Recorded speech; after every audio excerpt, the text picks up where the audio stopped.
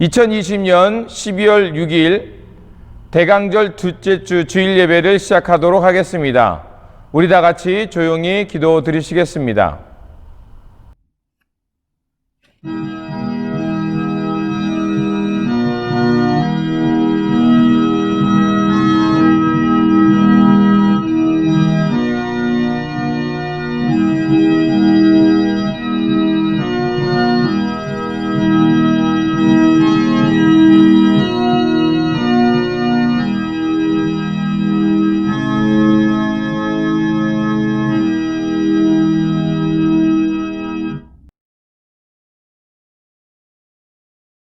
너희는 장차 올 이 모든 일을 능히 피하고 인자 앞에 서도록 항상 기도하며 깨어 있으라.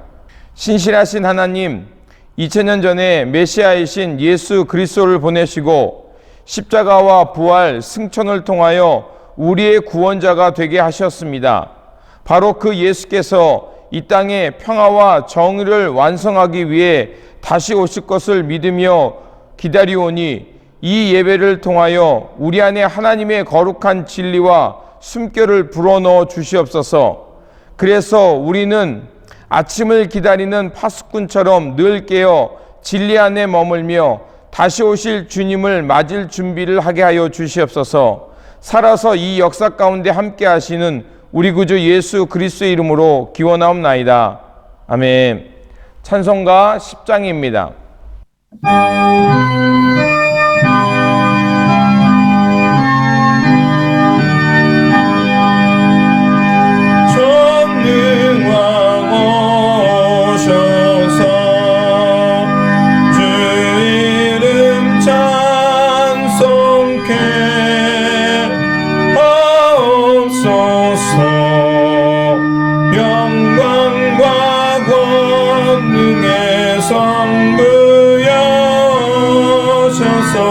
우리를 다스려 주옵소서. 평생한 성자여 오셔서 기도를 들으소서. 택하신 백성들 거룩한 마음을 주옵소서.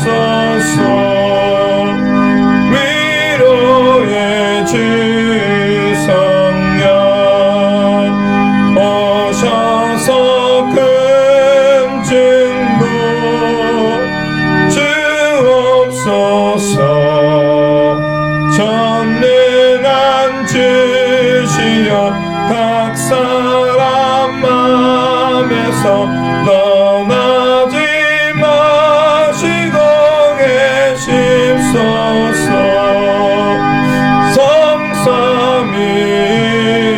성삼위일체께 한없는 찬송을 드립니다.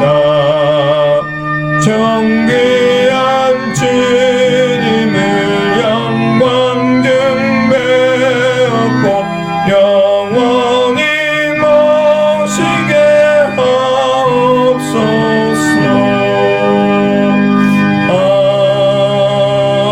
아멘. 성시교독은 시편 85편 1절에서 2절, 8절에서 13절입니다. 13절은 같이 읽도록 하겠습니다. 여호와여, 주께서 주의 땅에 은혜를 베푸사 야곱의 포로된 자들이 돌아오게 하셨으며, 내가 하나님 여호와께서 하실 말씀을 들으니 무릇 그의 백성 그의 성도들에게 화평을 말씀하실 것이라. 그들은 다시 어리석은 대로 돌아가지 말지로다.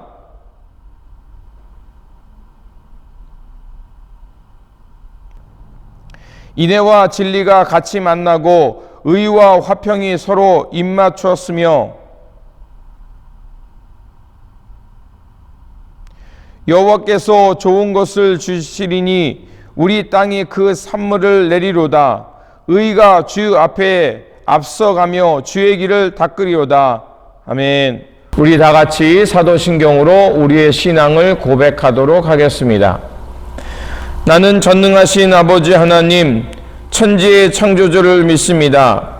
나는 그의 유일하신 아들 우리 주 예수 그리스도를 믿습니다. 그는 성령으로 잉태되어 동정녀 마리에게서 나시고 본디로 빌라도에게 고난을 받아 십자가에 못 박혀 죽으시고 장사된 지 사흘 만에 죽은 자 가운데서 다시 살아났으며 하늘에 오르시어 전능하신 아버지 하나님 우편에 앉아 계시다가 거기로부터 살아있는 자와 죽은 자를 심판하러 오십니다. 나는 성령을 믿으며 거룩한 공교회와 성도의 교제와 죄를 용서받는 것과 몸의 부활과 영생을 믿습니다. 아멘. 공동 기도문으로 함께 기도하도록 하겠습니다. 자비하신 하나님, 삶의 고비마다 함께해 주신 주님께 감사를 드립니다. 우리 안에 욕심과 상처를 걷어내고 주님의 가르침을 등불로 삼아 이웃들을 돌아보며 살게 하옵소서. 올해는 코로나로 인해 몸과 마음이 우울하며 삶은 더욱 힘들어졌습니다. 비록 많은 것들이 제한된 상황이지만 주님께서 우리의 마음을 지켜주시어 마음의 문이 활짝 열리게 하옵소서. 어려움 속에서도 주님 때문에 항상 기뻐하며 모든 상황 속에서 주님만을 바라보고 감사하며 살게 하옵소서. 대림절 둘째 주가 시작되었습니다. 주님의 오심을 기다리는 시간에 우리의 일상을 더욱 거룩하게 살게 하옵소서. 평화의 왕으로 오시는 주님의 길을 준비하며 옛사람의 습성과 죄의 습성을 회개하고 주님께만 마음 두고 살게 하옵소서. 환난 중에 오직 예수 그리스도만을 믿는 굳건한 믿음으로 사명을 잘 감당하게 하옵소서. 우리 구주 예수 그리스도의 이름으로 기도드립니다. 아멘. 위로의 말씀을 드리겠습니다. 위로의 말씀은 에베소서 5장 8절에서 9절입니다. 너희가 전에는 어둠이더니 이제는 주 안에서 빛이라. 빛의 자녀들처럼 행하라. 빛의 열매는 모든 착함과 의로움과 진실함에 있느니라. 아멘. 찬송가 259장입니다.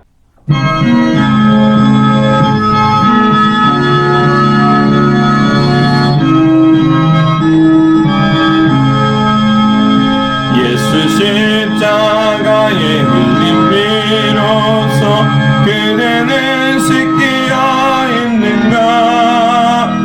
더러운 죄 이게 하는 능력을 그대는 참으게 하는가.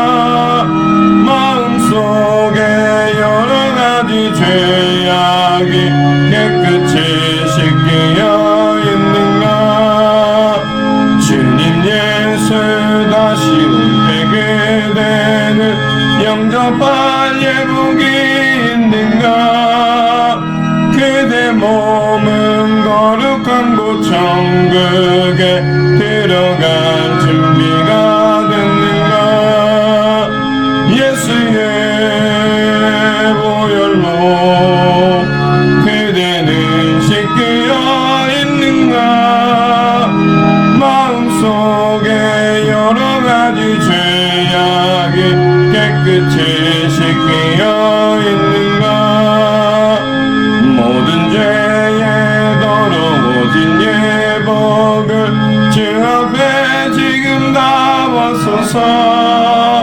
샘물같이 솟아나는 보혈로 눈보다 너에게 씻으라. 예수의 보혈로 그대는 씻겨 있는가. 마음속에 여러가지 죄악이 깨끗이 씻겨 있는가. 드리신 예물 위하여 기도하겠습니다. 죄를 회개하며 주님께 돌아오는 자를 기뻐하시는 하나님, 복음을 통하여 하나님의 때를 알고 살아가게 하시니 감사를 드립니다. 주님이 이 땅에 평화의 왕으로 오실 때가 가까웠으니 늘 깨어 살면서 어둠의 옷을 벗고 빛의 옷을 입고 선한 청지기로 살게 하여 주시옵소서. 오늘도 내려주신 은혜에 감사하여 예물 드리오니 기쁘게 받아주시고 이 땅에 천국 복음을 전하는 일에 사용하여 주시옵소서. 주님의 가르침에 순종하며 살아가는 베델의 공동체를 지켜주시고 맡겨진 사명에 충성을 다하며 이 땅에 하나님 나라와 평화를 이루는 진리의 공동체가 되게 하여 주시옵소서. 우리 구주 예수 그리스도의 이름으로 기도드립니다. 아멘. 성경 말씀은 마가복음 1장 1절에서 8절입니다. 제가 봉독하도록 하겠습니다. 하나님의 아들 예수 그리스도의 복음의 시작이니라. 선지자 이사야의 글에 보라, 내가 내 사자를 내 앞에 보내리니 그가 내 길을 예비하리라. 광야에 외치는 자의 소리가 있어 이르되 너희는 주의 길을 준비하라. 그의 오실 길을 곧게 하라.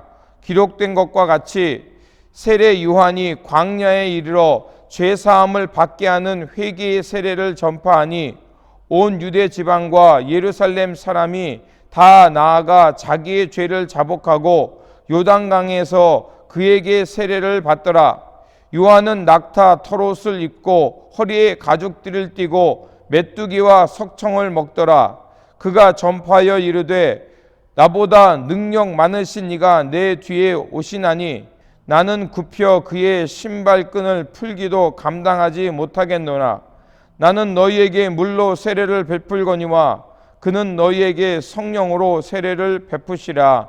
아멘. 교회 소식을 전하도록 하겠습니다. 신령과 참 마음으로 예배하시는 성도님께 주님이 주시는 평안과 기쁨이 늘 충만하시기를 바랍니다. 그리고 새벽 기도회는 월요일부터 토요일까지 아침 6시에 줌으로 드리고 있습니다. 미팅 아이디와 패스워드는 주보를 잘 참조해 주시기를 부탁을 드립니다. 그리고 주일날 아침 7시에 코로나19와 우리들의 믿음 생활이라는 주제로 세미나가 있습니다. 줌으로 세미나가 있습니다. 주보에 보면 미팅 아이디와 패스워드가 잘 나와 있습니다. 강사는 지난주에 우리에게 말씀을 전해주셨던 이성호 목사님입니다. 이 세미나에 참여하셔서 신앙생활에 도움이 되시기를 바랍니다. 그리고 12월 14일 월요일 8시에 줌으로 기획위원회 미팅이 있습니다. 그리고 교인총회는 12월 18일 금요일 저녁 8시에 줌으로 모이겠습니다. 그리고 김재복 검사님께서 12월 8일 생신입니다. 다시 한번 생일을 축하드립니다. 기도하겠습니다.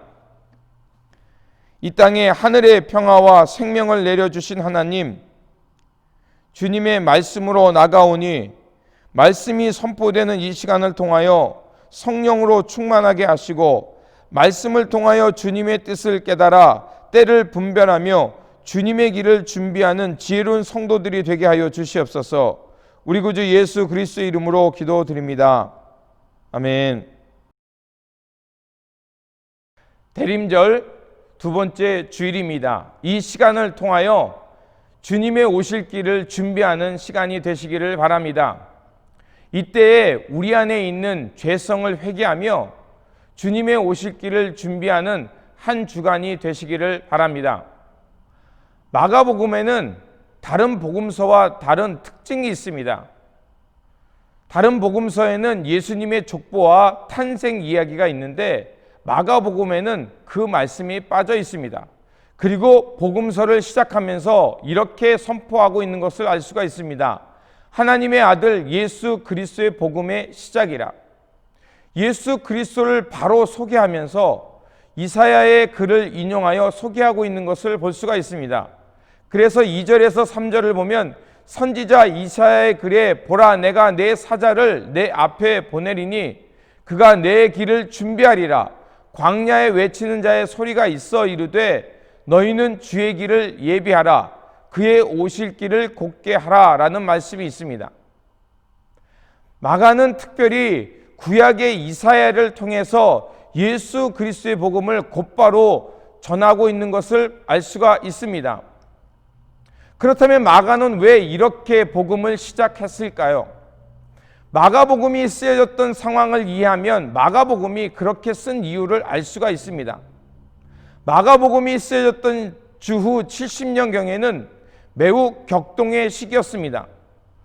로마의 지배를 받고 있던 유대인들이 주후 66년부터 73년까지 로마의 압제에서 벗어나기 위해 치열한 독립전쟁을 그 시기에 벌였습니다. 하지만 이 항쟁은 실패로 돌아갔고 이로 인해 많은 사람들이 십자가 처형을 당했습니다. 그리고 주후 70년경에는 예루살렘 성전이 그들이 보는 앞에서 파괴되었습니다. 이 사건은 그들의 정체성이 흔들리는 사건이었고 또 로마의 폭정으로 인해 유대 사람들은 두려움과 공포에 빠지는 시간이었습니다. 그런 어둠의 시기에 예수 그리스도의 삶과 가르침이야말로 바로 새 희망과 새 땅으로 일어설 수 있는 그 희망임을 마가는 알았기에 바로 마가복음 1장 1절에서 그렇게 선포한 것입니다. 마가는 예수님이 바로 그런 어둠의 때에 구원하실 그리스도시요 하나님의 아들이라고 칭호를 붙이며 마가복음을 시작한 것입니다. 예수님이 그리스도요 하나님의 아들이라는 이 칭호는 우리에게 익숙하지만 주후 70년경에는 매우 상황이 달랐습니다. 그리스도라는 이름은 기름을 부은 자, 왕을 뜻하는 뜻입니다. 그리고 히브리어로 그거는 메시아입니다. 유대인들은 수세기 동안 이방의 압제 아래 살았기 때문에 자신들을 그런 압제와 폭정에서 구원하실 메시아를 오래도록 기다렸습니다. 그 당시에 세상은 로마의 제국이 통치하고 있었고 로마의 제국을 건설한 아우구스투스가 구원자라고 사람들은 칭송하며 로마 황제가 우리에게 평화를 줄 거라고 생각하며 그렇게 믿도록 했습니다. 그러한 세상에 마가는 지금 나사렛에서 태어나 갈릴리에서 활동하시다가 로마 제국에 의해서 처형당한 예수가 황제에게 부여하는 그리스도 신의 아들이라는 칭호를 쓰고 있는 것을 볼 수가 있습니다. 그러면서 황제가 아니라 이 땅에 진정한 평화를 가져오시는 메시아, The Lord, 그리스도는 바로 예수님이 유대인들이 기다리는 메시아라고, 그리고 예수님을 통해서 이 땅에 새 하늘과 새 역사가 이루어질 것이라고 선언하고 있는 것입니다. 그렇다면 마가는 어떤 의미에서 예수님을 그런 새 하늘과 새 땅, 이 땅에 참된 평화를 가져오시는 메시아로 선포하고 있을까요? 본문은 먼저 세례 요한의 사역을 아주 짤막하게 설명하고 있습니다. 1절에서 4절을 보면 선지자 이사야의 글에 보라 내가 내 사자를 내 앞에 보내리니 그가 내 길을 준비하리라. 광야에 외치는 자의 소리가 있어 이르되 너희는 주의 길을 준비하라. 그의 오실 길을 곧게 하라. 기록된 것 같이 세례 요한이 광야에 이르러 죄사함을 받게 하는 회개의 세례를 전파하니라고 했습니다. 이 말씀은 이사야서 40장 3절에서 4절에서 나온 말씀을 그대로 인용한 것입니다. 바로 세례자 요한이 하는 이 행위는 하나님께서 이사야를 통해 약속하신 그 말씀이 성취되고 있음을 말하는 것입니다. 광야에서 외치는 자의 소리가 있고 그가 그 소리를 통해 주의 길을 예비할 것이라는 그 예언의 말씀이 지금 세례자 요한을 통해서 성취되고 있음을 말하는 겁니다. 또한 말라기에 의하면 주님이 임하실 때에 그의 사자가 앞서 보내서 길을 준비할 것이라고 말라기 3장 1절은 말하고 있습니다. 지금 세례 요한의 이러한 행위는 바로 하나님께서 약속하신 그 말씀의 성취 때가 다가오고 있음을 말하는 것입니다. 그래서 많은 사람들은 세례 요한의 말을 듣고 온 유대와 또 예루살렘에서 사람들이 나와서 자기의 죄를 자복하고 요단 강가에서 그에게 세례를 받았다라고 5절은 말하고 있습니다. 마가는 요한의 외침을 그래서 복음이라고 정의하고 있습니다. 복음을 유앙겔리온입니다. 이 말은 왕이 전장에서 승리하고 돌아오는 소식을 말할 때 쓰는 단어입니다.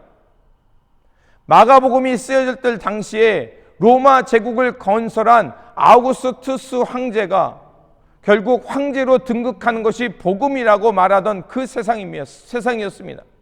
그런데 지금 마가는 로마의 황제가 아니라 예수 그리스도가 오시는 것, 그 주님이 오심이 유앙겔리온, 바로 복음이라고 말하고 있는 것입니다.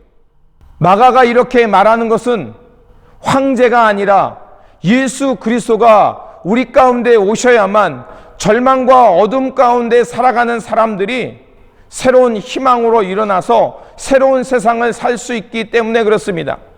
세례 요한은 로마의 폭정과 제국의 힘으로 절망감과 허탈감에 빠져있는 영혼들에게 새 하늘과 새 땅을 꿈꾸는 역사를 이루는 것은 황제가 아니라 메시아임을 말하고 있는 것입니다. 그래서 그 주님의 오실 길을 준비하라고 외쳤던 것입니다. 세례자 요한의 이러한 일을 통해서 바로 세상의 폭력과 불의로 자포자기하며 살아가는 사람들에게 이제 새 하늘과 새 땅의 시대가 가까이 왔음을 알고 일어나라고 준비하라고 말하고 있는 것입니다. 그런데 이러한 새 희망의 세상은 사람의 힘으로 되는 것이 아닙니다. 요한은 누구보다도 그 문제를 잘 알았고 자각했습니다. 그래서 자기의 힘으로 그런 현실을 변화시킬 수 없다는 사실을 알았기에 그랬기에 그는 자신의 능으로 자신의 힘으로 하는 것이 아니라 자신의 뒤에 오실 바로 예수 그리스도, 그분이 오셔야만 성령으로 세례를 베풀어야만 새로운 시대가 올 것임을 알았습니다. 그래서 8절에 이렇게 그는 고백합니다. 나는 너희에게 물로 세례를 베풀거니와 그는 너희에게 성령으로 세례를 베풀이라. 비판과 꾸지람으로 세상은 변화되지 않습니다. 사람과 세상의 한계를 뛰어넘는 어떤 존재, 곧 사람들의 마음의 심지에 성령의 불꽃을 점화시킬 수 있는 분이 오셔야 한다고 말하는 것입니다. 그래서 세례자 요한은 자신 뒤에 오실 그분이 오셔서 성령 세례를 베풀어 주실 것이고 그 성령 세례를 베푸는 그분을 통해서 새 하늘과 새 땅이 이루어질 것이라고 선포하고 있는 것입니다. 예수 그리스도가 오시면 로마의 폭정과 거짓 평화로 만드는 세상을 허무시고 이 땅에 하나님의 공의와 평화가 가득한 세상을 이루실 것임을 말하고 있는 것입니다. 그렇게 세례자 요한은 나보다 더 능력이 많으신 이가 내 뒤에 오신다. 나는 몸을 굽혀 그의 신발끈을 풀 자격도 없다라고 말하면서 사람들로 하여금 나는 너희들에게 물로 세례를 주지만 그는 여러분에게 성령 세례를 줄 것이라고 강력하게 말하고 있는 것입니다.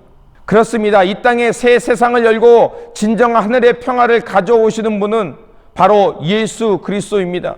그분이 우리 가운데 오실 때 그러한 세상이 열리는 것입니다. 주님이 오셔서 우리 안에 성령의 바람을 불어 넣어 주실 때 우리는 꾸지람과 비판을 넘어 새 하늘과 새 땅을 바라보는 사람으로 일어설 수 있는 것입니다. 주님은 우리 가운데 오셔서 넉넉한 사랑으로 만나 주십니다. 누구를 만나든지 그 사람 속에 하늘의 보화가 숨겨져 있음을 깨닫게 하여 주십니다. 그래서 그 보화를 발견하고 하나님이 주시는 기쁨 가운데 생을 살게 하는 것입니다. 어제 우리가 새벽 기도 때 나눴던 본문처럼 수가성 우물가에서 그 사마리아 여인이 예수님을 만나고 예수님과 대화를 통해서 자신의 내면 속에 있는 어둠의 문제를 해결받자 그 여인은 변화되어 자신을 욕하고 손가락질하는 사람들 속으로 들어가 우리가 기다리는 메시아를 만났다라고, 그가 바로 예수라고 전하는 사람, 복음의 전도자로 바뀐 것 같이 바로 주님을 만날 때, 주님을 우리 가운데 모실 때 이러한 변화가 일어나는 것입니다. 예수님은 성령을 통하여 세상 어떤 권세 앞에도 주눅들지 않고 당당한 존재로 살아가게 해주십니다. 또한 하나님 앞에서 자신이 얼마나 소중한 존재인지를 깨닫고 하늘의 기쁨 가운데 살게 하여 주시는 분입니다. 그래서 절망의 자리, 망설임의 자리, 비겁한 자리를 박차고 일어나 하나님 앞에서 일어선 사람, 직립의 사람 되어 살게 하는 것입니다. 그래서 불의한 현실과 타협하기를 거절하고 정의와 공평, 새로운 세상을 향해 꿈꾸는 사람으로 살게 하는 것입니다. 이러한 꿈을 향해 살아가는 사람이 바로 예수님을 통해 성령 세례를 받은 사람입니다. 성령 충만 혹은 성령 세례를 받았다는 것은 하나님 나라가 가까웠음을 알고 그 꿈을 향해 살아가는 사람입니다. 또한 성령 세례를 받았다는 것은 예수님이 말씀하시는 새하늘과 새 땅을 여는 일에 주님과 함께 뜻을 같이 하며 그 길을 가는 사람들입니다. 그래서 이 땅에 아파하는 사람이 있다면 그들의 치유를 위해 애쓰고, 외로운 사람이 있다면 그들 곁에 다가서고, 길을 가다가 강도 만난 사람, 억울한 일 당한 사람이 있다면 차마 지나치지 못하고 그들의 억울함과 그 아픔을 치유하기 위해 가슴 아파하며 공감하는 사람이 될 줄 아는 것입니다. 이게 바로 성령 세례를 받은 사람입니다. 성령에 충만한 사람은 불의한 현실 앞에 거룩한 분노를 느끼며 하나님의 역사가 임하도록 기도하는 사람입니다. 그래서 애통하는 사람, 그의 눈물 닦아주고 불의한 세상에 공정한 세상을 이루기 위해 힘쓰고 애쓰는 사람입니다. 어떻게 우리는 주님의 오실 길을 준비하며 새로운 세상을 기다릴까요? 두 가지로 말씀드리겠습니다. 첫째로 광야로 나가는 것입니다. 본문 3절에 보면 광야에 외치는 자의 소리가 있어 이르되 너희는 주의 길을 준비하라, 그의 오실 길을 곧게 하라. 광야로 나가는 것입니다. 광야는 하나님의 은혜가 있고 이스라엘이 구원을 얻는 경험의 장소입니다. 광야를 히브리어로 미드바르입니다. 그리고 하나님의 말씀을 다바르입니다. 미드바르, 다바르 비슷하지 않습니까? 하나님의 말씀은 광야에서 들려온다는 것입니다. 모세가 살인을 저지르고 처벌을 피하기 위해 도망갔던 곳도 광야였습니다. 다윗이 사울왕에 쫓겨 목숨을 지키기 위해 갔던 곳도 광야였습니다. 예언자 엘리야도 이세벨의 복수가 두려워 광야로 도망갔습니다. 애굽을 탈출한 이스라엘 백성도 가나안 땅에 들어가기까지 40년 동안 광야에 있었습니다. 그런데 광야로 나간 사람들은 하나같이 하나님을 만나고 경험했습니다. 광야는 내 자아가 죽고 하나님의 사람으로 다시 태어나는 창조의 공간입니다. 광야에서 모세는 하나님의 소명을 받았고 다윗은 반석과 같은 하나님의 보호하심을 경험했습니다. 또한 엘리야는 호렙산에서 하나님의 세미한 음성을 들었습니다. 40년 광야 생활을 통해서 이스라엘 백성들은 하나님의 비상한 구원을 경험했습니다. 바꾸어 보면 광야는 죽음의 장소가 아니라 하나님의 사람으로 다시 태어나는 거룩한 장소이기도 합니다. 끊임없이 하나님께서는 당신의 종들을 광야로 불러내시는 것을 알 수가 있습니다. 먹고 마실 수 없는 곳이 광야지만 그러나 그곳에 하나님의 영감이 가득하기 때문에 그렇습니다. 그렇기에 광야에는 외치는 소리가 있습니다. 그 소리는 하나님의 음성을 듣게 하는 소리입니다. 또한 그 광야의 소리는 하나님의 뜻이 가장 명료하게 드러나는 장소입니다. 세상의 조명이 사라질 때 밤하늘에 있는 별빛이 빛나는 게 되는 것처럼 우리도 주님의 오심의 때를 알고 살기 위해서는 광야 들어가야 합니다. 그곳에 들어갈 때 우리는 주님의 분명한 음성을 듣게 될 것입니다. 그렇다면 오늘 이 땅에서 하나님의 음성이 들려오는 곳은 어딜까요? 우리 이 시대의 광야는 어딜까요? 광야는 골방입니다. 즉 하나님 앞에 홀로 앉는 자리입니다. 그곳에서 하나님의 말씀을 묵상하고 우리가 주님 앞에 엎드릴 때 분명한 하나님의 음성이 들려오게 된다는 것입니다. 골방에서 주님의 말씀을 읽고 묵상하면서 내 내면의 소리와 하나님의 말씀을 비교할 때 우리는 하나님의 말씀 앞에 내 소리가 잠재워지는 것을 경험하게 될 것입니다. 그러면 우리는 분명한 하나님의 음성을 듣고 주의 뜻을 알고 주의 길을 준비하는 사람이 될 것입니다. 둘째로 주님의 오실 길을 준비하는 사람은 바로 이 땅에 하나님 나라가 오기를 위해 씨앗을 뿌리는 사람이 되는 것입니다. 본문 5절입니다. 온 유대 지방과 예루살렘 사람이 다 나아가 자기의 죄를 자복하고 요단 강가에서 그에게 세례를 받더라. 회개란 내가 잘못했습니다라고 고백하는 것으로 끝나는 것이 아닙니다. 회개란 회개에 합당한 열매를 향해 나아가는 것입니다. 누가복음 3장 8절에 있는 것처럼 내가 돌이켜 새로운 삶으로 나아가는 겁니다. 그리고 그것에 주님의 도우심을 구하는 것입니다. 아파한 이들과 함께 아파하고 외로운 이들에게 이웃이 되어주고 자기 삶에 감사하며 자기에게 부어주신 잉해의 축복을 필요한 이들과 나누며 사는 것입니다. 그래서 아파한 이들과 함께 아파하고 기뻐한 이들과 함께 기뻐하며 또 외로운 이들에게 이웃이 되어주고 강도 만난 사람들에게 도움이 되어주는 사람이 되는 것입니다. 또한 하나님 나라의 씨앗을 뿌린다는 것은 이 세상 불의에 눈 감지 않는다는 것입니다. 비록 어렵고 힘든 일인 거 압니다. 하지만 불의로 망가진 세상을 다시 회복시키기 위해 힘쓰는 사람, 그리고 그 불의한 곳에 하나님의 의의를 세우기 위해 애쓰고 수고하는 사람이 되는 것입니다. 이것이 바로 하나님 나라의 복음의 씨앗을 뿌리는 사람이 되는 것입니다. 저도 잘 압니다. 이 길이 물론 쉽지 않다는 거 압니다. 그렇게 우리는 골방, 광야로 들어가야 합니다. 그리고 말씀과 성령으로 우리의 삶이 이끌림을 받아야 할 것입니다.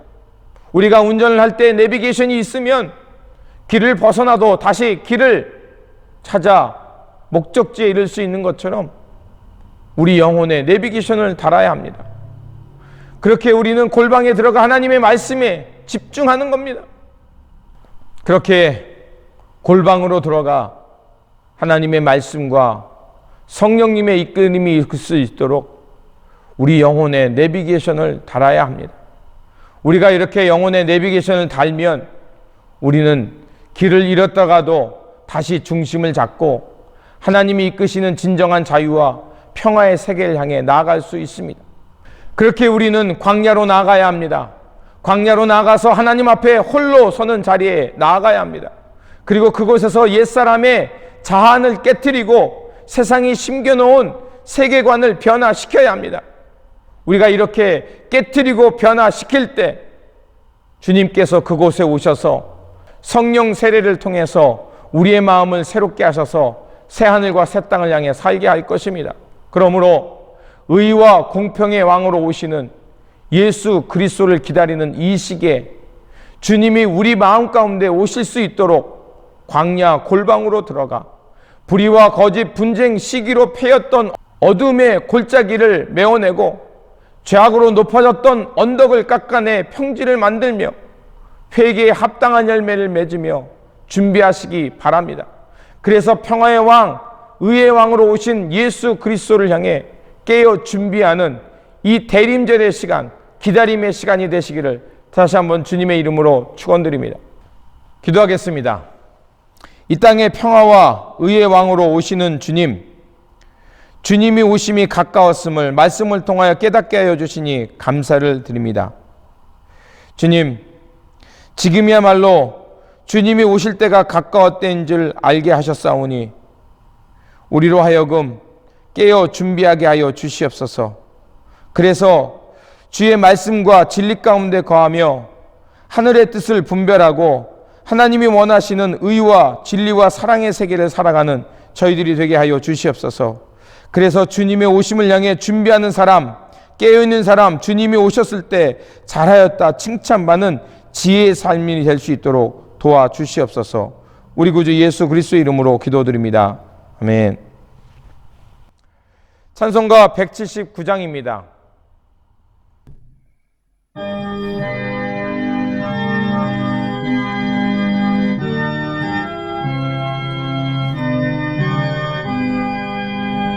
주 예수의 강림이 가까우니 저 천국을 얻을 자 회개하라. 주 성령도 너희를 부르시고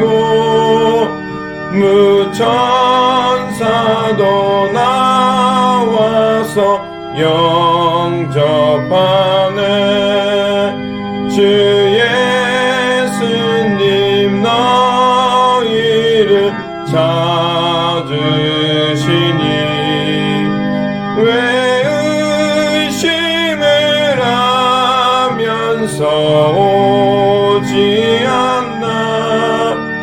온 세상 죄 담당한 어린 양은 죄 많은 자 불러서 구원하네. 이 세상이 즐기는 재물로는 내 근심과 고초를 못 면하리. 또 숨질 때 위로를 못 얻으며 저 천국에 갈 길도 못 찾으리. 내 아버지 주시는 생명 양식 다 배불리 먹고서 영생하라. 곧 의심을 버리고 주께 오며 그 한없는 자비를 힘입으리.